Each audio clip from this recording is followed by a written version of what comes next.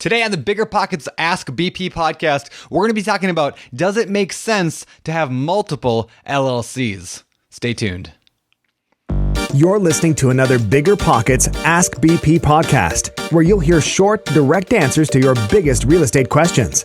Submit your question today on Facebook, Twitter, or the BiggerPockets forums by using hashtag AskBP.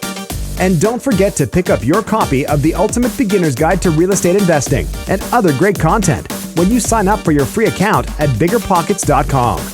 With that, let's get to the show. Hey, what is going on, everyone? My name is Brandon here with the Ask BP podcast, and today our question comes from Matt Watkins from Larned, Kansas. Larned, I don't know. Larned, Kansas. And his question was, does it make sense to have several LLCs? So let me actually talk about LLCs for a minute for those people who don't know what that even means. An LLC is a legal entity that is very popular among real estate investors. Now, let me preface this actually by saying I'm not a lawyer, I'm not a CPA, I'm just a clown in a suit dancing for you. But an LLC is a legal entity that a lot of investors use to hold their properties in because of some unique advantages. First of all, an LLC helps give you protection, asset protection, meaning if somebody were to sue you, because let's say, I don't know, let me use an example. Let's say you have a rental property and you were, I don't know, a couple times you were told you needed to put some de-icer on the stairs because it gets really slippery in the winter, and you're like, whatever. And then a tenant went and slipped on it, fell down, broke their hip, and then sued you. And they sued you for like $1 million, and then your insurance didn't cover the whole thing, and so you're in trouble. Now they sued you because you own the property. You lose everything, you go bankrupt, you end up living in a van down by the river, and just because you didn't have good asset protection. That's the reason behind asset protection. It's to protect you from getting sued and from losing everything, going bankrupt. And it basically separates your business debts from your personal debts in a way. So like the way your creditors who are coming after your business stuff can't come and take your personal stuff. They're not going to take your house and make you go bankrupt and whatever else. They can deal with the stuff inside the business, but not outside the business. Now, that sounds really great, right? It sounds pretty cool to have an LLC because you're like, I don't have to worry about anything. That said, there are some issues with LLCs, especially for real estate investors. And the main issue is it's very, very difficult to get financing on an LLC or to get financing on a property owned by an LLC. In other words, let's say you go set up yourself an LLC. You're going to call it Main Street LLC. And you go to the bank and say, hey, I want to buy this property over here, and I want to buy it with my Main Street LLC. And the bank's going to look at you and laugh. They're going to say, no, sorry, we don't do that. We only lend to people, not to LLCs. Now, that's true for residential. In the commercial side of things, they have no problem with LLCs typically. But on the residential side, if you're buying a single family or a duplex, triplex, or a fourplex, you can't really very easily at most banks get a residential loan on a property in an LLC. That's just the nature of the beast. Now, maybe you'll find a bank that will allow you, but most likely you'd have to go with the commercial department. You don't want to go with the commercial department on like a house or a duplex, triplex, or fourplex because commercial loans are typically a lot shorter term. They're amortized over a shorter period. So instead of spread out over 30 years, they're probably spread out over 15, 20, 25. They usually have balloon payments due, like the whole thing's due in 5 or 10 years. They usually have a higher interest rate, and they're a whole different beast, a whole different game. You don't want to play that game probably, especially when you're first starting out. So the number one thing to keep in mind is with LLCs, it's very difficult to finance them with an LLC. Now, I know what you're thinking. You're like, I'll be sneaky. I'm just going to get the loan in my own name and then go and transfer it into my LLC. And a lot of people have done that for a lot of years, and it's very, very common. However, by doing that, understand that you run the risk of triggering what's known as the due on sale clause. The due on sale clause is a part of the contract that you sign when you get a mortgage that says, if I sell this property, the bank has the right to demand all their money be paid back now. In other words, due on sale. The loan is due upon the sale. Now, I know you're saying, hey, Brandon, I didn't sell the property. Why are you telling me it's going to be called due? It doesn't matter. You transfer the title from your personal name to an LLC. Now, again, that's a risk that you will have to discuss with your lawyer or your banker or your CPA. I don't know, whatever. Figure out if that's a risk you want to take. But understand that this is a real threat to your business if the bank decided to call it due. In fact, in recent years and in recent months and weeks, banks have been picking up their prosecution of the due on sale. Now, normally banks have never cared. They've kind of turned a blind eye and said, whatever.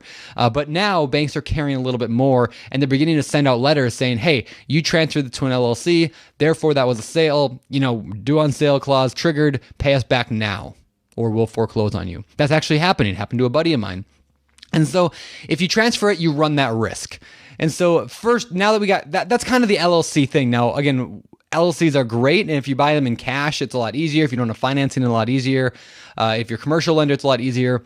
But for the majority of people, LLCs don't exactly mean what people think they are. In fact, I think LLCs are more of a way for new investors to not invest. It's an excuse that people use because it's a whole lot easier to say, well, I don't understand the LLC thing than it is to say, I'm afraid of losing my money on this investment. So they never invest. I see it every week on BiggerPockets. People saying, I want to invest in real estate. I think that would be great. However, I'm afraid, I don't know about the LLC thing. I haven't got that figured out yet. I got to go talk to a lawyer still, and I don't have the money. And it just becomes a stumbling block in people's ways from actually investing in real estate. And so then people think, well, if I work at finding an LLC and I get the LLC paperwork done and I, go online and figure out how to make an LLC, now I'm taking action. No, you're not. You're just making an LLC that's going to cost you money. Go out and invest in real estate if you want to invest in real estate. I'm not saying don't get an LLC. I'm not saying get an LLC, but just understand that an LLC is not taking action on real estate. It's just a legal thing. So don't trick yourself into thinking you're doing something when you're really not, and don't let that stop you from getting into real estate because you don't understand the LLC thing. Furthermore, LLCs are designed to protect you, to preserve your wealth, right? To preserve your wealth. You probably don't have a ton of wealth at the beginning. If you're asking these questions, you probably don't have a ton of wealth to protect. Most likely you've got a lot of loans. If you've got any properties, you probably have high loans on them, which means that you don't have a lot of equity in there that if somebody wanted to sue you, it's not like they're going to get a lot anyway. So again, people put a lot of emphasis on LLC stuff that maybe they don't need to. So just keep that in mind as well. Now back to the original question.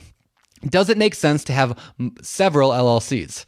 I actually think it probably does. If you go the LLC route and if you navigate all the due on sale and you're dealing with the banks, the commercial, all that stuff, and you were going to have LLCs, it probably does make sense for a lot of people to have multiple LLCs. Here's why.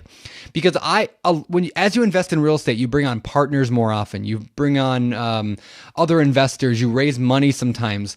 You probably don't want to have everything in the same LLC. I mean, that's just kind of, if you're partnering with Bob on this property and, Sherry on this property, I don't know if I'd recommend having all that in the same LLC because now you got Bob and Sherry both in an LLC. That's weird. You're not going to want that.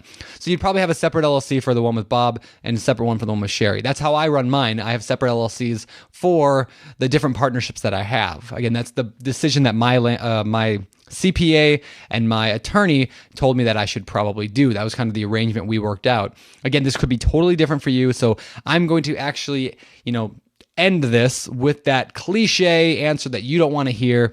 Talk to your CPA, talk to your lawyer, figure out what works for you. Because when you're talking about legal entities, there is no right answer. Again, when you're talking about legal entities, there is no right answer, but there is a right answer for you. There's probably something that works best for you, but it doesn't work best for everyone. So again, I have to leave you with that terrible answer of talk to a lawyer, talk to a CPA, you'll figure it out. And, if you don't have the money to do that, you probably don't even need an LLC.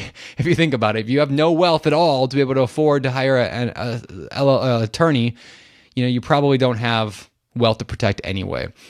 So with that, let me get over to today's success quote. Today's quote comes from John Henry Jowett, who said, "The real measure of our wealth is how much we'd be worth if we lost all our money."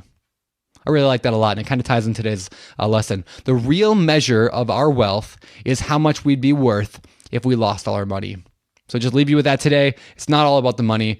Wealth and value comes from a lot deeper things than that. So don't get too caught up in the I want to get rich, but find how to create value in your life.